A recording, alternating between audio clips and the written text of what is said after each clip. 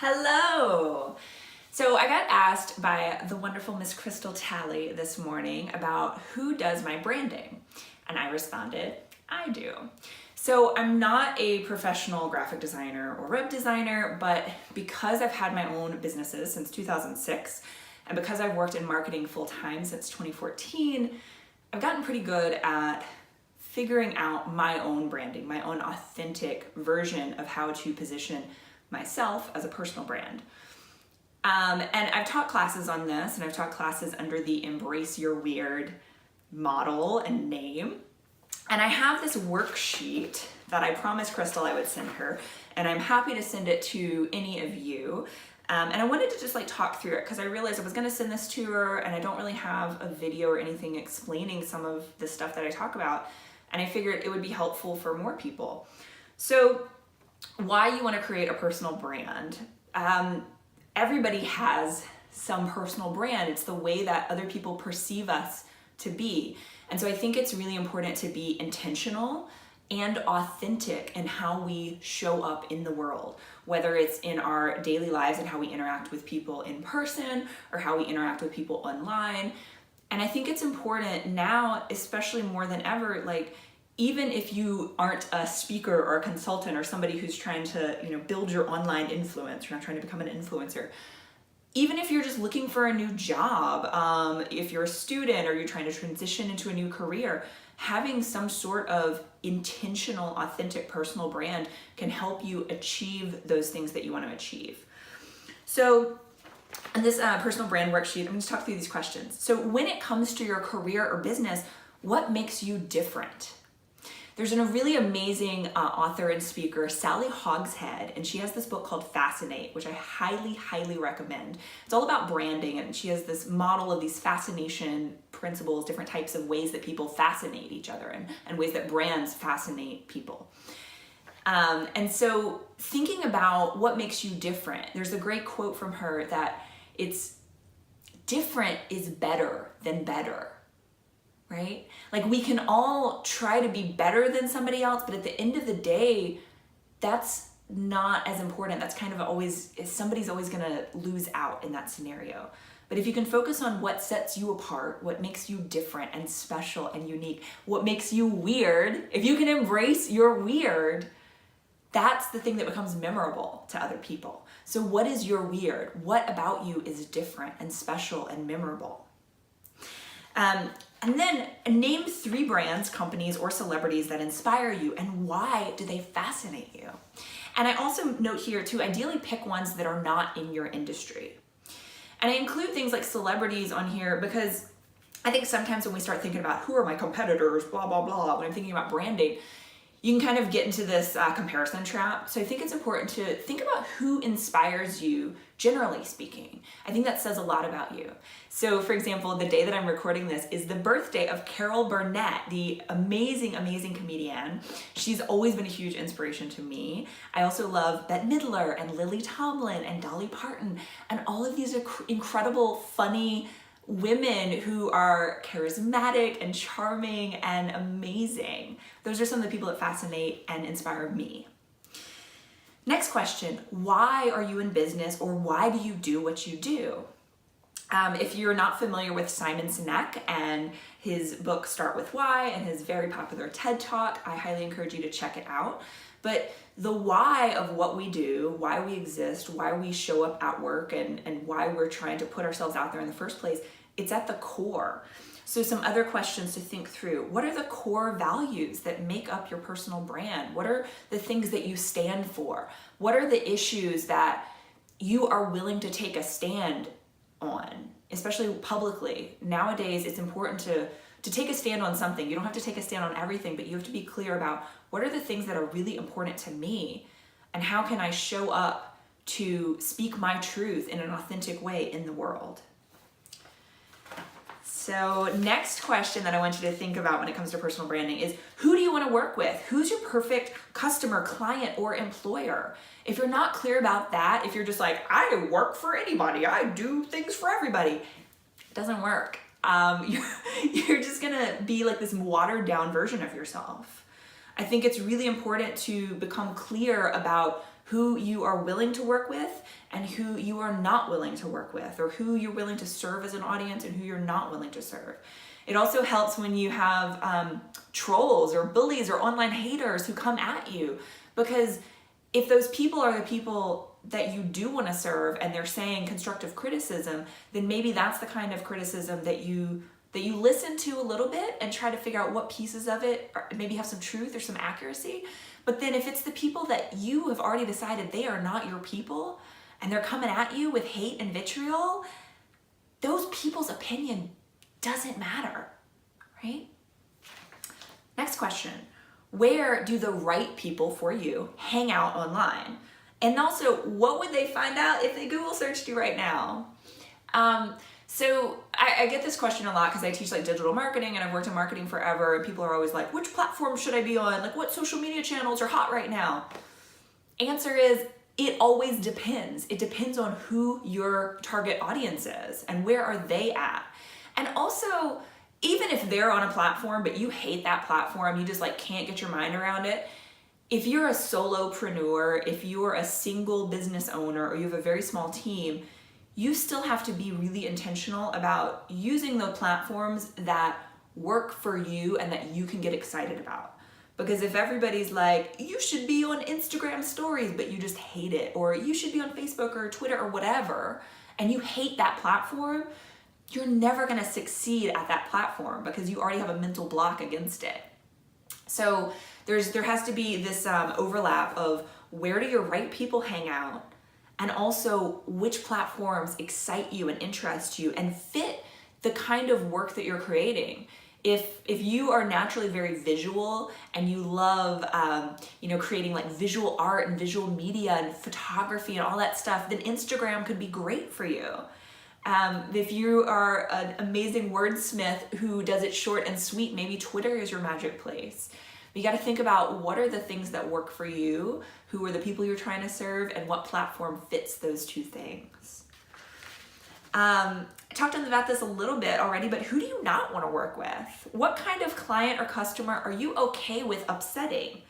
Describe your anti-client. I think when we can become really clear about who our anti-client is, it makes it that much easier to show up in an authentic way, in a stronger, more truthful way for the people who are right for us. Because we've already determined that there's a certain thing that I might say that's gonna maybe upset this not right for me client, this anti-client. I can say it, it's okay, because I know that I'm speaking in a way that will attract the right people. And then describe what your brand voice is versus what it isn't. So brand voice is literally that. Like, it's the types of words and the language that we use, the tone that we use. On this worksheet, I reference MailChimp, the email marketing software. They're really great about publishing all of their brand guidelines on their website, and they have a style guide that explains their brand voice and their brand tone.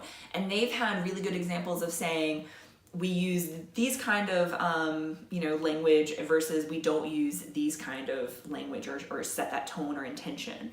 So also describe your personal brand's tone and language. So like, what types of tone or language do you want to use and not use? Do you want to come off as being very professional or very casual and like a close friend? Do you want to use cuss words? Some people do and some people don't, but I think whether you do or don't, it's important to be intentional about that. And if you do decide to use curse words, I think it's important to also then go another step further and say, which curse words am I going to use? What is my intention behind using those curse words? And which ones maybe am I not going to use? Like, maybe you say certain words, but you don't drop an F-bomb, for example. Because we all know there's a lot of big name people that can get away with using those. Gary Vaynerchuk, if you're familiar with him, he uses all sorts of curse words and he gets away with it. That's part of his brand. People know to expect that from him. But for somebody who speaks to a lot of family audiences and talks to kids, if you suddenly start dropping curse words in the middle of your talk, in the middle of your YouTube videos or social media, might rub people the wrong way. And then next, describe what your visual brand is versus what it isn't. So visual brand, I think, can carry over to not just your website and your business cards and your social media graphics, but also your personal style and how you present yourself. So if I'm on stage, I might wear certain colors and not others. I love sequins. Sequins are totally a color, by the way. Not really, but being really intentional about what is your visual brand. So what colors do you associate yourself with? What types of fonts? What types of photos and graphics? And this can also include filters. If you are using filters on Instagram or wherever, do you just use every random filter depending? Because that starts to look like a weird potpourri mishmash on your feed. Or are you being very intentional about, I'm only using these types of filters? Or maybe you only use black and white photography. I've seen some people be really successful with, only using black and white photography or only using certain color palettes.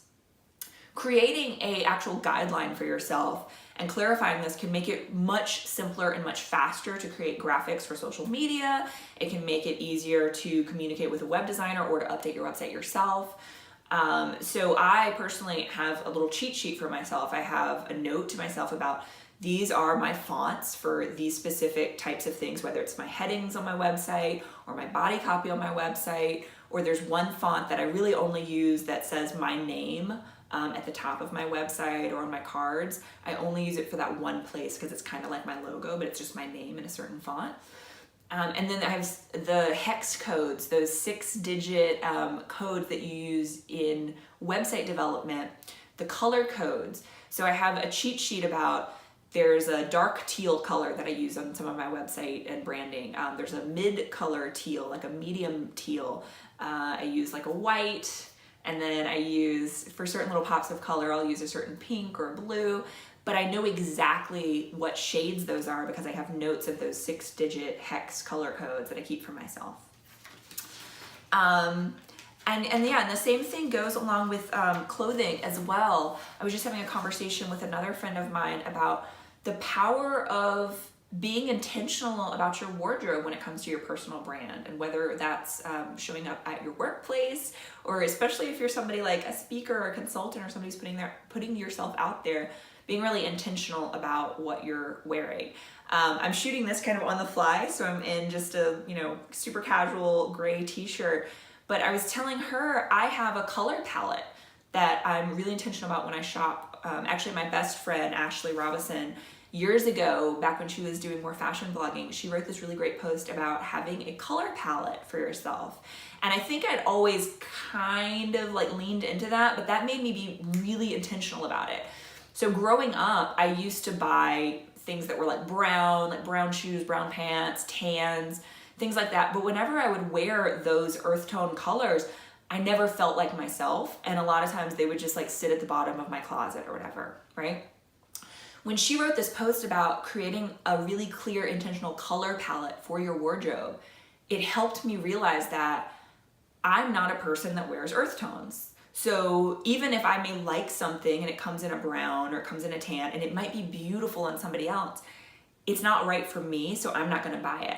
My personal neutrals are, I love blacks, I love grays, almost the good chunk of my t-shirt drawer in my wardrobe, it's solid black t-shirts, solid gray t-shirts, and then I love dark slim fit jeans. I'm very specific about what I know to look for when I go shopping for myself, because I'm very intentional about my color palette and what does and doesn't work for me personally. Not just what looks good on my body or whatever, but what I feel like my best, most authentic self in. So I'm not gonna buy something if it doesn't match me on the inside. I want my outside to match my inside as much as possible. Last page, next question. Which communication tools and/or social media platforms will you focus on, and which will you disregard? So I think, again, being very intentional about, these are the platforms that match up with my audience. These are the platforms that I enjoy using, and these I don't have to worry about. As solopreneurs or small business owners especially, you can't be everywhere all the time. I'm in a lot more places than I would recommend for many other people because I've worked in marketing and online media for so long. But I have a Twitter account, but I rarely post there, right? That's never the platform that I'm gonna recommend to somebody to go follow me first at. I'm much more active on Instagram.